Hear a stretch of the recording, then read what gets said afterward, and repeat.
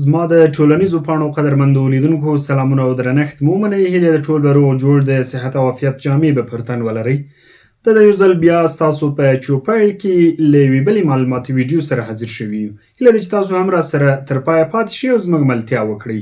په دغه ویډیو کې تاسو ته دا وایو چې موبایل لومړی د چا لخوا اختراع او اوسمهال څه ډول موبایلونه شتون لري، یا د اوسني عصر موبایلونه کومې ځانګړتیاوې لري. همدارنګه د موبایل په ګټو او زیانونو هم تم کیږو. هیله ده تر پایه پاتې شئ.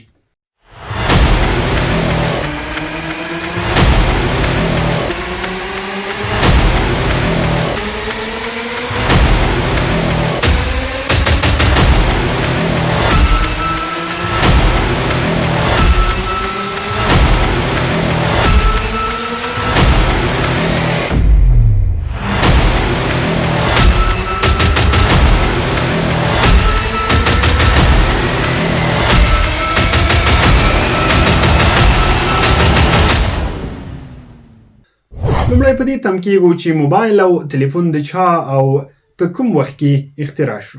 د تلیفون بنسټ په 1896 میلادي کال کې د الکساندر ګراهم بیل له لوري کېښودل شو. یا لومړی تلیفون د الکساندر ګراهم بیل له لوري اختراع شو چې یوازې غږ یې له یو ځای څخه بل ځای ته انتقالوه. خو د موبایل د رامنځته کېدو نظریه بیا بیل او بل وخت وه. د نړۍ لومړنی موبایل د امریکایي انجینیر مارټین کوپر له لوري په 1903 کال د اپریل په 3 اختراع شو. کوپر هغه وخت د موټرولا کمپنۍ سره کارمند و. دغه موبایل تر 1 کیلو شاوخوا وزن درلوده او یوازې 10 دقیقې چارج ساته. د دې خلاف بیا دغه موبایل په 10 ساعتونو کې چارجېده. وزن یې هم ډیر و، چارج یې لږ وخت کاوه، خو چارجېده په ډیر وخت کې. او وړتیا یې یوازې دا وه چې غږ یې له یو ځای څخه بل ځای ته انتقالوه. اوس راځو دې ته چې د موبایل له انالاګ ډول څخه تر سمارټ فونه پورې له 1980 تر 1990 لسیزې پورې موبایل یوازې انالاګ و، یا یوازې غږ له یو ځای څخه بل ځای ته انتقالوه. خو د 1990 او 2000 کلونو ترمنځ ډیجیټل موبایلونه بازار ته وړاندې شول چې د اس ام اس، غږ انتقالولو او گیم کولو وړتیا یې درلوده.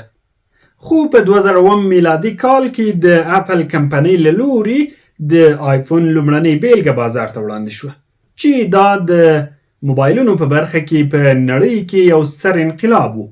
د هغه وخت د آیفون وړتیا ټچ سکرین، اس ام اس کول، زنګ وهل او انټرنیټ وو.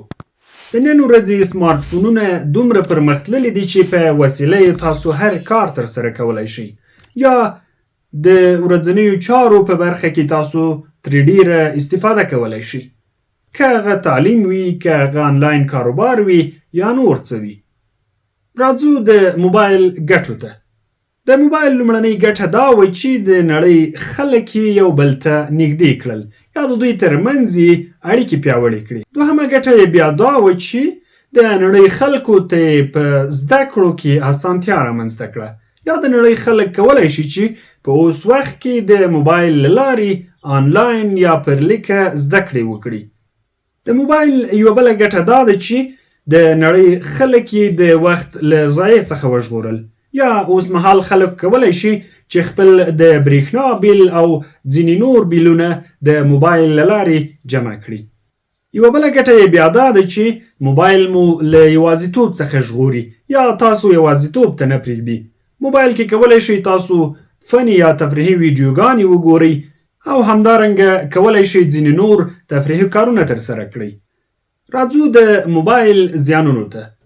د موبایل ډیر کارول تاسو له روحي او رواني فشار سره مخ کوي.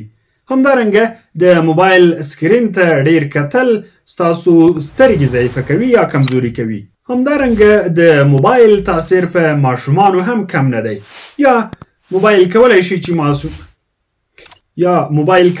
چې ماشومان له زده کړو او پرمختګ څخه پاتې کړي. او همدارنګه د موبایل یو بل زیان دا دی چې ستاسو شخصي حریم خوندي نه دی. یا د موبایل په وسیله یو څوک کولی شي چې ستاسو شخصي حریم ته لاسرسی پیدا کړي. د موبایل یو بل زیان دا دی چې تاسو ورباندې روږدي کیږئ، یا لکه د اوس نشهیي توکي چې تاسو ورباندې روږدي شئ بیا له هغه څخه خلاصون نشئ موندلی، یا ډیری کسان بغیر له موبایل څخه خپل ژوند نیمګړی بولي. راځو د سمارټ فونونو یا موبایلونو د راتلونکي نسلونو په اړه درته معلومات درکوو. راتلونکي موبایلونه به د 5G ټکنالوژي باندې سمبال وي، یا تر ټولو چټکه، هوښیار او غښتلې شبکه. همدارنګه راتلونکي سمارټ فونونه یا موبایلونه به په AI یا مصنوعي ځیرکتیا سمبال وي چې د ژوند په ډیرو چارو کې به ستاسو سره مرسته کوي.